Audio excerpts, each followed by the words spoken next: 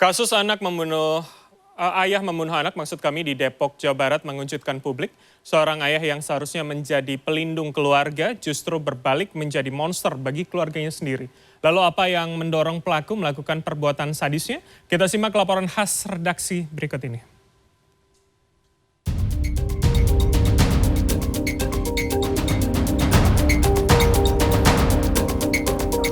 Selasa pagi 1 November, warga perumahan klaster Pondok Jati Jajar syok saat melihat salah satu tetangganya, pria berinisial RNA memegang parang penuh darah sambil menuntun anak bungsunya di jalan perumahan.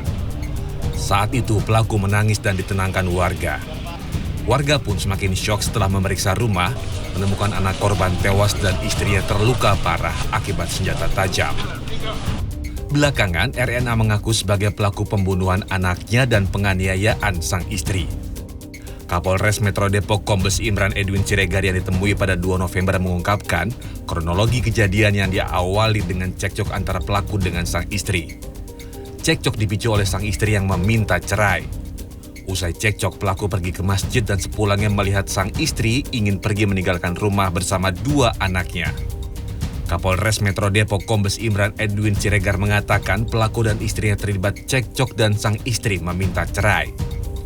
Pelaku kemudian pergi untuk sholat subuh dan kembali ke rumah. Saat pelaku melihat istrinya sudah menguas barang-barang miliknya dan hendak meninggalkan rumah membawa kedua anaknya, saat itulah pelaku kalap dan mengambil golok yang berada di bawah meja dan membacok istrinya dan anaknya. Masjid kok dilihatnya sudah beres-beres, termasuk si korban ini sudah menggunakan pakaian seragam sekolah. Istrinya juga sudah rapi-rapi mau berangkat, pelaku tidak terima. Sehingga terjadi cekcok mulut yang hebat, pelaku mengambil golok ini yang ada di bawah meja.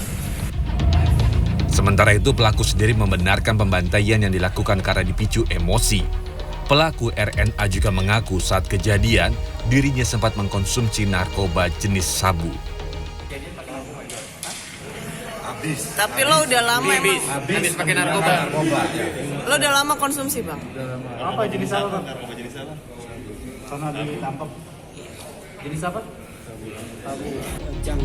Psikolog forensik Reza Indragiri mengungkapkan, karakter seseorang bisa berubah jika sakit hati mendominasi dan bisa berbahaya jika diekspresikan dalam kekerasan perilaku kejahatan.